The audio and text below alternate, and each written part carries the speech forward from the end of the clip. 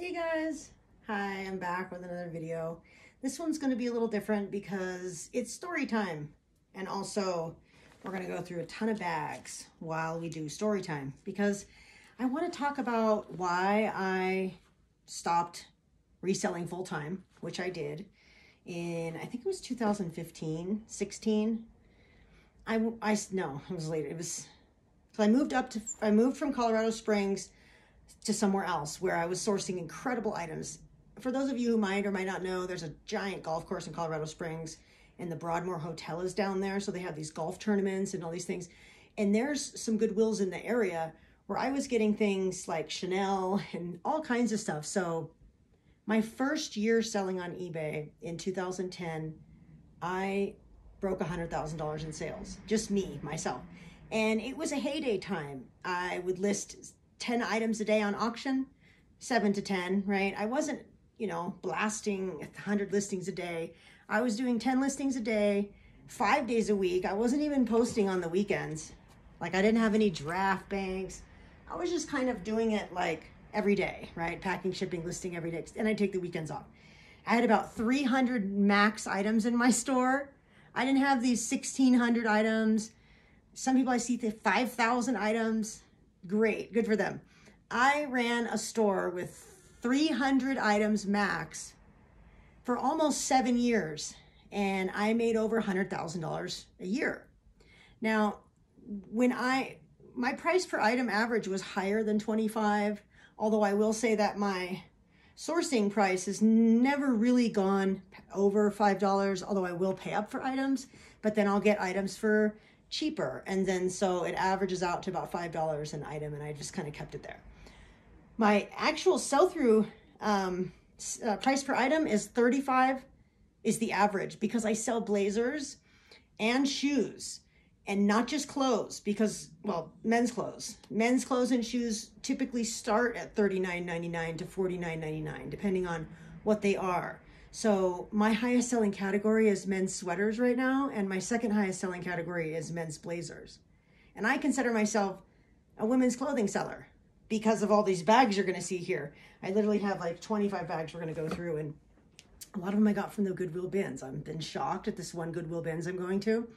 It has amazing things, although you do have to, wrestle a little bit, to flip for shoes and stuff like that. But everyone there is really polite. I've had bad bins experiences at other bins, like everybody. Not that I've gotten in fights with anybody, but I've seen people get in fights. I've watched everybody go crazy, and I stand back. When everybody kind of descends on the bins, I kind of walk to another area. I don't need to do all that. And I find plenty of things. Like, it's all waiting for me there is how I try to see it, instead of like, well, I have to get there at 8 a.m. and I have to do all these things or else I'm not going to get the best items.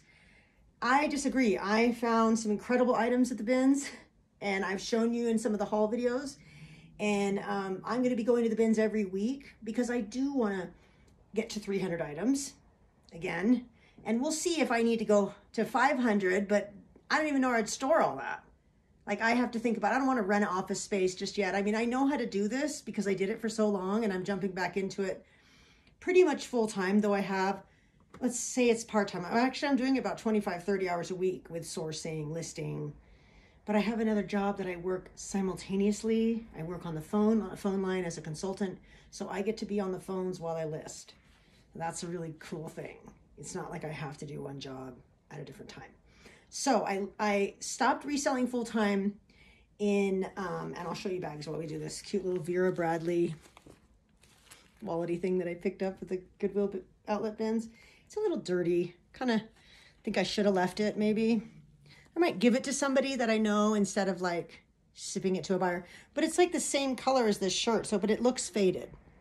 So anyways, I moved, and the sourcing was and then I tried to bring on a business partner. I was trying to expand as I moved. So I was doing 10 a day. I figured I'd go to 20. I would source all the items, and I would list most of the items with my partner as I trained her, and I was going to pay her hourly, and she was going to help me steam and clean and all these things. And I was even doing FBA at the time. So I was like eBay, FBA, and I kind of was going back and forth. And I had this employee come on, and it was really hard to do all of that at the same time, move, have the market change, because it was a time when eBay was trying to compete with Amazon and they didn't want the first page to be used items. So if you search for Clark's, which I sell a lot of Clark's shoes on eBay or on Google, you would not get the used results. So my sales went from like $8,000 to $10,000 a month. I had some $11,000 months. I mean, my average was about $8,900, $9,000, and that went on for years. However, in 2015, when I moved up from Colorado Springs, like the mother honey hole of all, like there's kissing camels out there. There's just such ritzy areas that the stuff you can find is unbelievable. Like I did find this Vera Bradley, another one. This is beautiful. It's a makeup bag. This one is on point right here. And I don't need a makeup bag, so I won't be keeping this one. So pretty. Probably get $25 for this, and I got it at the bins. I can't even believe it's such good condition. I'm pretty sure that the Goodwill is pricing their stuff so high that a lot of it ends up at the bins. That's the deal, right? Because you can't just cheat people out of, like, their resellers now. I saw some jackets at the Ark, which is the thrift store in my area, for $49.99, like those long wool jackets that aren't even like branded, just vintage or generic, or like nobody would buy them. Yeah, they're all going to end up in the outlet because nobody's going to pay $50. Well, not at the thrift store. Like somebody would pay that for a salvaged item on eBay or Poshmark because it's all cleaned up, steamed. We found it, brought it, you know, onto the market. Otherwise it would have gone in the landfill. So, and I just want to show my Balenciaga bag off again. So I still kind of live in a ritzy zip code. Colorado's just filled with money. It is. It's like a secret California. Like the Aspen is the mini Hollywood. And so is Telluride. Like tons of celebrities have Telluride mansions and ranches and stuff. It's pretty crazy, Aspen and Telluride. And then there's like another one. Vail. Oh gosh, they all live in Vail too. Like Mariah Carey has a house in Vail, or she has a house in Aspen, I'm not sure. Neil Diamond lives in Aspen, like all these people. It's like, so, okay, so Balenciaga in Paris. I found this at the Goodwill. They did not have it behind the thing because there's so many people that don't, like every pricer is different. Look at the detail on the edges. It's so nice. Such a great bag. I already looked at the style name. I'm having it authenticated, so I don't have to worry about that because I do have to have a bag like this authenticated. You have to send it in or pictures. I can't remember what the process was. I talked to a couple people about it. I went to the Balenciaga website, that kind of a thing. So I think Mercari authenticates things, but I've never worked with Mercari. I don't have a Mercari account, so I don't know what I'm gonna do. But for now, we're just relishing in our Balenciaga find. This retails for about $1,800. And I did the comps. They're anyway between $300 and $500 on eBay. So I was stoked. I think I paid $8 for it because I was like, yeah, I'll pay the tag. I'll pay whatever they put. And they didn't know what they had. Balenciaga in Colorado, that's why. If you were in LA, this would have never made it all the way into, you know, or people would have known. All right, one of my favorite bags to sell, guys, fossil bags. I love these, especially because they're always like messengery style. I think personally I own 7, probably more like 8 fossil bags. I constantly carry a fossil bag, although right now I'm carrying a Kate Spade bag that I found at the Goodwill bins. I was like, shit. It's the same color as my shirt. It's so pretty. Not like anybody, I mean, cares or really, but I couldn't believe I found the Kate Spade at the bins, right? But they price them so high at the Goodwill. That's where they end up. All right, so this bag has the traditional fossil like logo. It's so nice and heavy, and the zippers are heavy and fun, and I'll get 30 bucks for this. Nice little fossil emblem in the middle. They always have that like, you know, triangular shape. Cute little fossil bag, 25 bucks, $30. I'll price it for 30. So bins pick up. I was like, oh, this is another, where are these purses coming from? And I remember, it's pretty good condition. I mean, so I looked up the comps. It's Club Monaco. I think it's probably like a Nordstrom's bag. It is very nice. It's like canvas leather. You know, $25, $30 for this. It's nice and clean. The inside I really like to see that the inside is sort of clean, like no pen stains, no nothing. Like that's pretty nice inside. As long as the inside's clean, I'm willing to pick it up. It does have a tiny little stain right here, but this is another $25, $30, and they're so lightweight. I'm like, what is this? Wait a minute, I didn't buy this at the bins. My mom gave this to me. But I think I'm gonna try to sell it. Oh yeah, because it's a Chico's bag. That's right. You probably can't, there it is. I was like, what is this? Did I buy this? No, my mom gave it to me. But you know, cute little Chico's tote. Probably, I don't know, $15 something. Because it's free, I got it for free, so I'll sell it. I was like, oh, it's cute, it's a Chico's bag. Awesome little sack, backpack style, little vintage sack bag. This is, I got this at the Goodwill bins. Most of these came from the outlet. I was like, wow. I couldn't even leave. I can't go this week. I'm grounded from the Goodwill outlet because I just processed 65 items in 1 week, which is like a record for me. A lot of them were shoes, like 35, maybe more like 45 pairs of shoes, easily. And I'm running out of space already. So I'm like, you can't go to the bins and get 30 more shoes. When you have 4 bags of shoes downstairs, you got to find a place for. So I'm like, oh shit. All right, I love this bag, sack. I've been selling sack bags since the beginning. Okay, so then I moved up here in 2015, right? The market changed. I tried to bring on a business partner. We were going to go to 20 a day. And it proved to be too many things at once. And I decided to not have the business partner. That was the first thing that we had to eliminate because there wasn't enough money coming in from the business, right? To pay me and the business partner. So I was like, well, I can't have a business partner. This created a falling out with a roommate. It was kind of it was a mistake. You know, we all make mistakes in our life. And I was kind of on a high horse, I guess, thinking I was just going to have this business partner and move and do all these things. And it just kind of went downhill. So my sales tanked. I was only doing about $4,000 a month, which for me was half of what I was used to.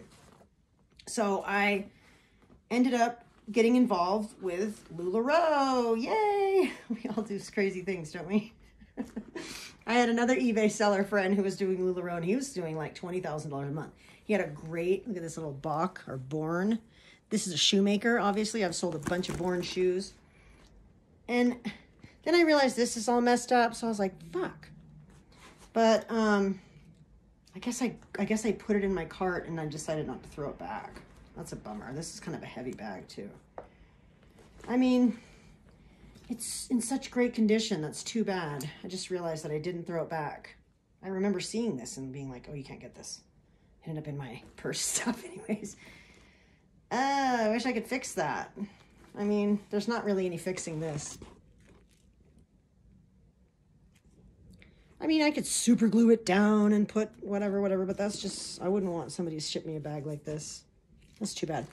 Okay, so it all kind of proved to be too much. Her and I had a little bit of a falling out because she was living with me at the time, and it was too much responsibility for me, like with everything kind of changing. So I got into LuLaRoe. It's like, yeah, go invest $6,000 in LuLaRoe. That's how you solve the problem. So, you know, being the entrepreneur that I am, I got into LuLaRoe and got out pretty quickly. I mean, I did sell all my stuff. I actually returned a bunch of stuff to LuLaRoe, and I sold it on eBay, which is illegal or whatever. You can't sell your LuLaRoe on eBay. So I'm experimenting with this Bagalini. I thought it was really cute. I sell a lot of Kipling bags, although it does have a little stain here on the back. I picked it up at the bins. If I don't sell it, I know a lot of friends. Like, I give bags to friends all the time. I'm like, hey, check this out. And then they carry them for a long time and stuff. This is a little dirty. I could clean it up with some Folex and sell it. $24.95. Cute little orange bag. People love messenger Bagalinis. And then back to the story. Okay, so then she moved out and I had to get a new roommate. And I had borrowed like $1,000 from PayPal, like an advance too. So I had like a debt all of a sudden, and my sales were like half. So I kind of panicked. I got into LuLaRoe, and that didn't work out very well. But I did it for like almost, 18 months, 2 years. So I did that for like 2 years, and then I started a different business with my friend that's going pretty well, but I'm also thrifting all the time again. Like I stopped thrifting. I kind of just got out of it. So here's a beautiful green fossil bag. So pretty. This was at the Goodwill bins. Look at that one's cute. It's a lock and key. So this one should sell for $30. It's clean, it's clean inside. It's like, I know you can't see that, but it's heavy duty. It's not a messenger style, which is a little odd. They mostly go for the messenger style. But it's got a lot of cool pockets. It's so pretty, and it's green. And very on trend, very, very stylish. So, I would go to thrift stores all the time, and I live like in a zip code that has, like, it's like Arvada. I have a townhome and a very nice zip code. And, just a giveaway there. It's all right, though. So basically, I started going down to the Goodwill here and there, like after work. And I'm still doing this other business with my friend that's kind of changing. Like I just have not been, it's a consulting business and I love it. We're doing really well. But at the same time, I would go to the thrift stores and I'd find things. And I'd be like, ugh. And I'd like put them in my cart. I literally would. And I'd be like, you can't buy this. You're not selling online. What's your problem? And then it happened with a Brooks, what was it? A Harris tweed blazer. I hadn't found a Harris tweed blazer in years, right? And I still have like 6 bags over here because I'm a bag. Yeah, we could say the word out loud. Hoarder. Collector. I like to call myself a collector. So I kept I would literally put items in my basket and then have to put it back. Because I'm like, what are you going to do? Hoard more purses and shoes that you're never going to wear? So I found this Harris tweed blazer. It was a 46 long, huge. I was like, I'm getting this. I couldn't leave it there because it's like a $90. It's like $89. It's $9.90. Sold it for $79.99 plus shipping. And it was the first item. I listed it, and within a few days it sold. And I was like, okay, well, I'm going to go back there because that little Goodwill is a honey hole. It's like the most beautiful little honey hole I've ever seen. So I started selling online again because I remembered how fun it was to find these things and bring them back out into the market. And people love these hunting jackets. And so I sold that one for $70, $85, $89 was the transaction out the door. And I was like, whew, to the Goodwill. And I just took some money I'd been making on Etsy because then I started to sell on Etsy because I'm super crafty and I'm tribal fusion dancing. So I make headdresses in all different styles. And this was a style of headdress that I was making and selling pretty repetitively. And I love crafting. Like I have all this stuff around me that, I created with my own hands, like my jewelry for dancing and stuff. So I got really into dancing and crafting and selling on Etsy and everything. But then I would always go to the thrift store. So I'm back selling online. I would say right now I'm full-time doing it, but I have another job. The income isn't full-time yet. So here's another bins pickup. It's a Margot. I've never heard of this purse before. But I would say whenever you see something that's monochromatic inside, like lined with the name, certain blazers do that, certain bags do that. So I looked it up, did the comps on it. It's a messenger style, which is always to me more versatile. I don't even like a regular purse. I don't want to hold a purse while I'm walking around or have to go like this with it. And then it's all dangling right here. Now, this is shortened, this messenger, because to lengthen it. Somebody was using it as a shoulder bag. I don't like shoulder bags. You can't thrift with a shoulder bag, right? So I either wear like this little cute fanny pack that I have or a messenger bag. So I can throw it on my back like that and zip it up and power thrift. So this is actually going to be like a $40 purse because it's designer. The comps were really good and it's in perfect condition. Like nobody even carried it. So that's like how you do comps on bags because there are many, many bags out there that I don't know. I don't know who Margot is. This is another one I don't know. Amy. Nope, not gonna match. Kinstenberg. And again, it's got that monochromatic lining, just like You know, you can see that, I don't know if you can see it, but it's got the name all over the inside, right? The person's name, Amy something. And it's heavy duty leather, the straps, everything feels amazing. So I did the comps, and this one's going for like 59 and up. So everything about it is so detailed. The name is everywhere. You know, these are the kind of bags, like if you found a sweater that was super nice or a jacket and you're like, oh, maybe I should do the comps on this. That's how you end up buying bags.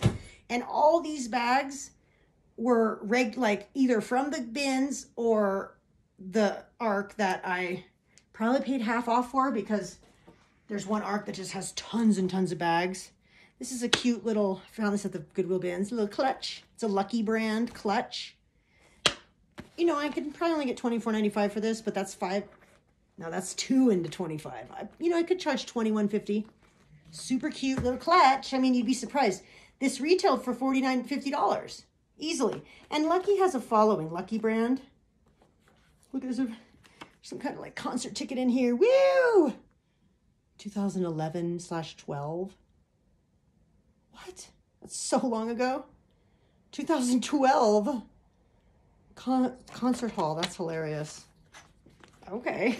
Take that out of there before I sell that. Okay, another, all these are comped bags. I've never heard of these bags before. Zagara. And again, it's monochromed inside, right? Like, or whatever that is.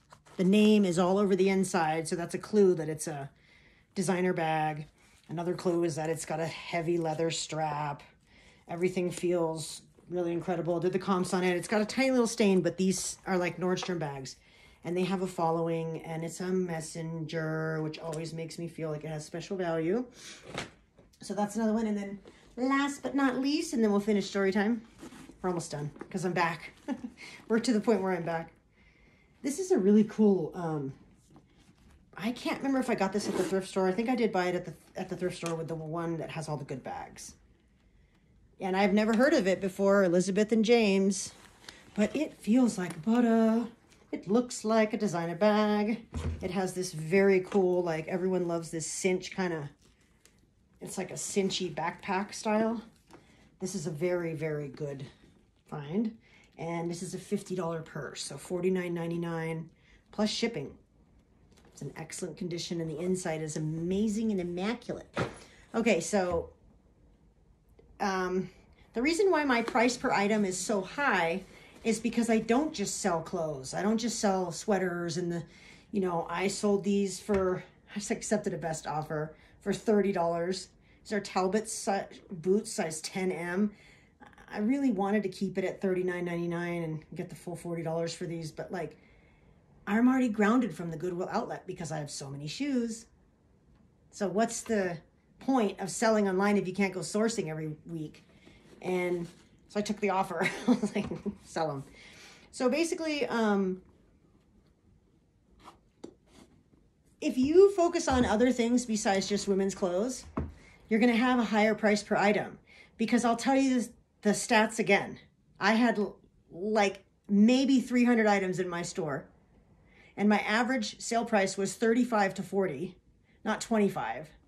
I didn't like that business model. That's why I pick up blazers and shoes, men's shoes. Like, I have a pair of men's Cole Haans over here that are really cool. They're, I just photo readied them. I sprayed them with the Folex and then wiped them down with a little shoe polish.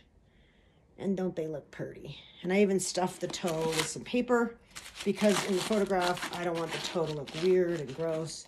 So I actually, you know, spray every shoe. Certainly I'm not going to spray this shoe, but you know what I mean. This is the kind of items that I'm picking up though, even practically from the bins. I don't want to clean a bunch of stuff. Like I already have, and I'm already like, oh, okay. But here's a $40 shoe. Well, you know, the tread is still really good on this. There is a wear in the sole, so they'll know that they're pretty worn, but you know, there's no other wear. This is a Cole Haan sneaker. This retailed for almost $150. So my price per item was high. And also, sorry, I keep moving there. Like I don't do shorts. I don't do shorts. I mean, I did Ralph Lauren shorts for a long time. But for example, this John Vavartos blazer sold for $58 on Poshmark this morning. I was like, go Poshmark. Because it's a high-end blazer. So if you take a $58 item against an Eileen Fisher jacket, you know how many Eileen Fisher jackets are out there? But if you're going to do comps on blazers, you're going to, I don't want everybody to go now buy blazers, but everybody does. Everybody buys everything. We all do a mix, because I don't do any athletic wear. Like, I hardly even look for Lululemon, which is like everyone's thing. I don't even think I've sold Lululemon before.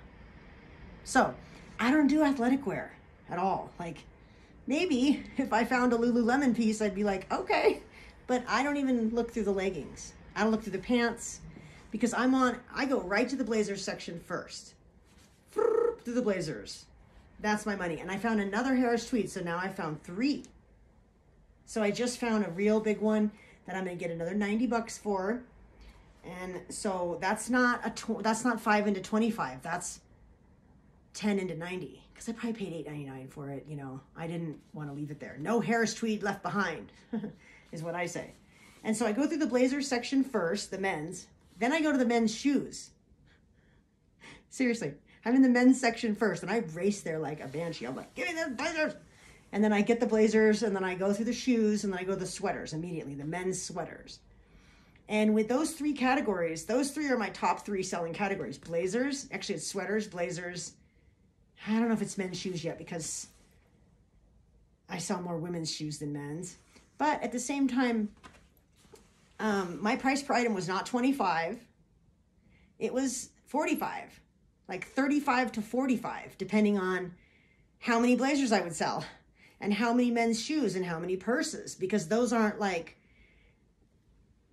packed on to the site, although you'll find a lot of Cole Haans and Allen Edmonds and Zara shoes and Sperry's, but I live in the men's section first the whole time. Then I don't even go through the men's pants, nothing. I don't even like the pants, not into them. So then I go to the women's purses, because I'm like, I want to get to the bags before anybody else. Although, you know, then I go to the women's shoes, because I'm like, whatever I get, I get. It's not like, and I don't buy full price. I only buy things that are half off, and I'll only allow myself 1 or 2 items that are full price, and they're usually blazers. Like, I'm not going to spend $10. I waited till these were half off at my Goodwill and snagged them. And if they weren't half off, no, this was at the Arc. If they weren't half off $10, I wouldn't have bought them. Not interested in paying that price. So I only shop for half price items. On Saturday, I go Saturday to the Arc, where it's 50% off, and I go Sunday to the bins, where it's $1.69 a pound.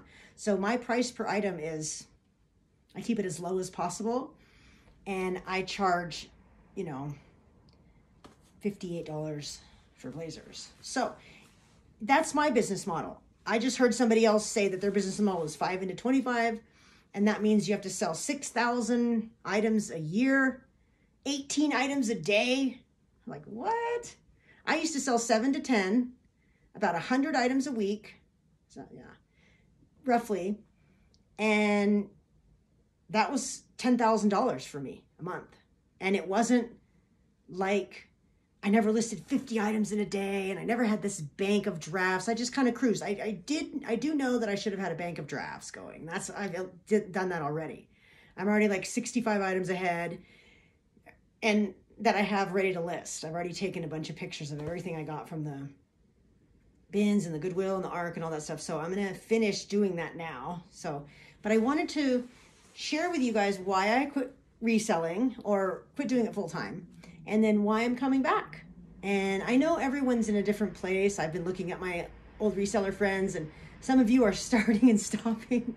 Some of you are changing to FBA and leaving eBay for good. And it's everyone's journey is different. And I actually am really excited to be back.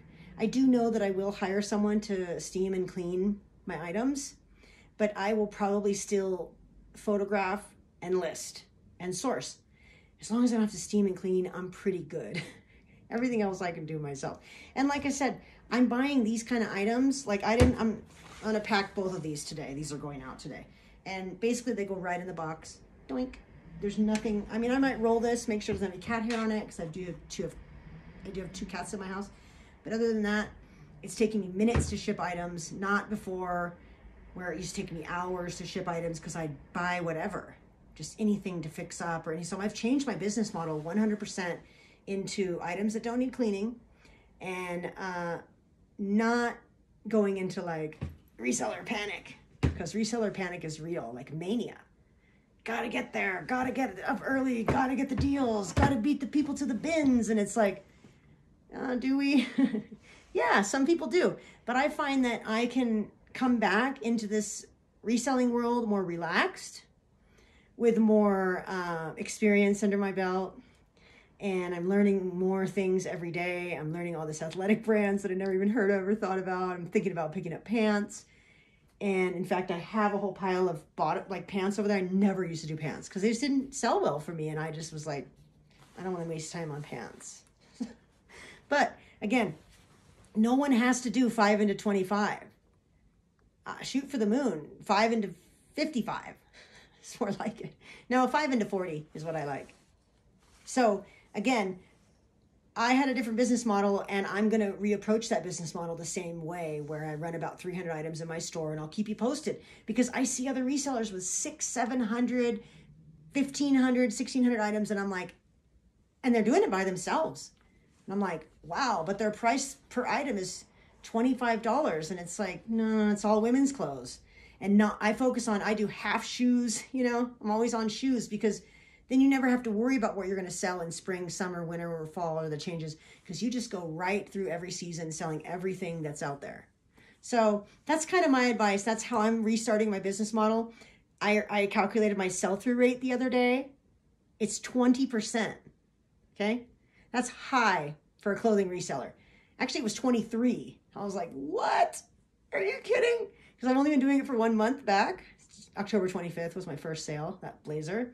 And you just take the number of sales between 1 month and the number of items you have and divide that, and you get a sell-through percentage, and mine was 23%.